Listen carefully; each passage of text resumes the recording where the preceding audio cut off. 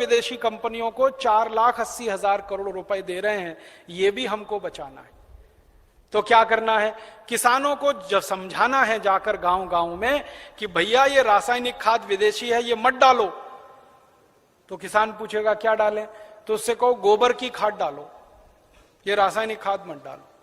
तो किसान पूछेगा जी गोबर की खाद में फायदा कम है, रासायनिक खाद में फायदा ज्यादा है, तो उसको बड़े प्रेम से समझाना है कि गोबर की खाद में ही फायदा ज्यादा है, रासायनिक खाद में फायदा तो बहुत कम है, क्योंकि रासायनिक खाद बहुत महंगी मिलती है।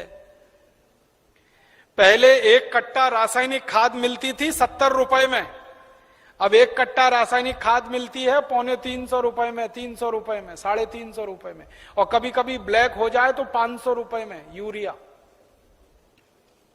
और हर साल कीमत बढ़ती जाती है। क्यों? क्योंकि ये रासायनिक खाद बनती है उन वस्तुओं से जिनको पेट्रोलियम प्रोडक्ट्स कहा जाता है, और सारे पेट्रोलियम प्रोडक्ट्स जिसको नेफ्था कहते हैं वो विदेशों से आता है, इसका पैसा पूरा विदेश में जाता है। किसानों को समझाइए ये कि बहुत महंगी पड़ती है। और इसकी महंगाई पता है दूसरी क्या है, एक बार आपने खेत में 1 कट्टा यूरिया डाल दिया तो अगली बार 2 कट्टा डालना पड़ेगा, 2 बोरे डालना पड़ेगा, और एक बार 2 बोरे पड़ गया तो अगली बार 3 बोरे डालना पड़ेगा, एक बार 3 पड़ गया तो फिर 4 डालना पड़ेगा। हर बार बढ़ता ही जाता है, बढ़ता ही जाता है, बढ़ता ही जाता है, खर्चा बढ़ता जाता है। और मालूम है रासायनिक खाद बहुत गर्म होता है, गर्म रासायनिक खाद यूरिया डीएपी आप डालते हैं, मिट्टी पूरी चटक जाती है गर्मी के कारण, तो पानी ज्यादा देना पड़ता है। गोबर की खाद लगा के खेती करें तो गेहूं की फसल लेने में 3 पानी लगता है, यूरिया डीएपी डालकर अगर गेहूं की खेती करें तो 5-6 बार पानी लगाना पड़ता है, पानी का खर्चा बढ़ जाता है।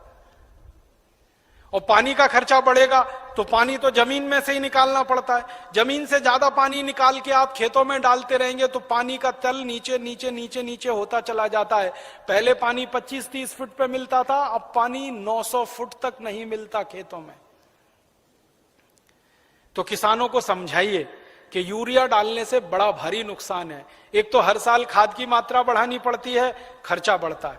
दूसरा, हर साल पानी की मात्रा बढ़ानी पड़ती है, वो खर्चा बढ़ता है। और जहां पानी निकालने के लिए बिजली नहीं है वहां डीजल पंप चलाना पड़ता है, तो डीजल का खर्चा बढ़ता है, और डीजल कभी भी महंगा होता रहता है। एक जमाने में 7 रुपए लीटर मिलता था डीजल, अब 35 रुपए लीटर, 2-4 दिन के बाद ये 40 रुपए लीटर होने जा रहा है। फिर हो सकता है 1.5 साल में 100 रुपए लीटर हो जाए। किसान कहां जाएगा, मर जाएगा वो तो डीजल का खर्चा करते करते।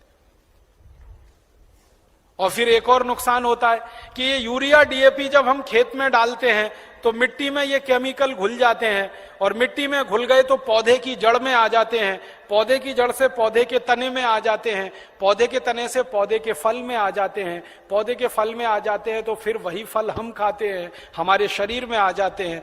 और हमारे शरीर में अगर ये जहर आ गया तो हमारी माताएं तो पूतना हो जाती हैं।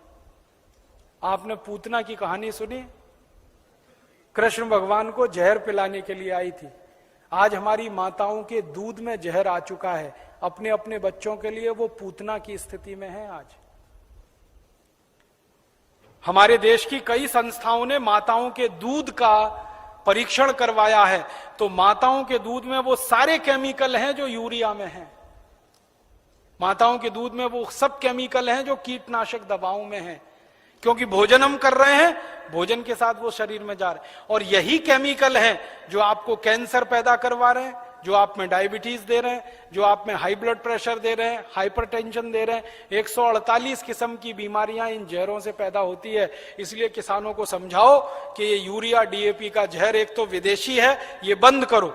दूसरा, ये शरीर को नुकसान देता है इसलिए बंद करो। तीसरा, ये पैसे का नुकसान करता है इसलिए बंद करो। तो किसान पूछेंगे भाई क्या करें, तो उनसे कहो गोबर का खाद डालो।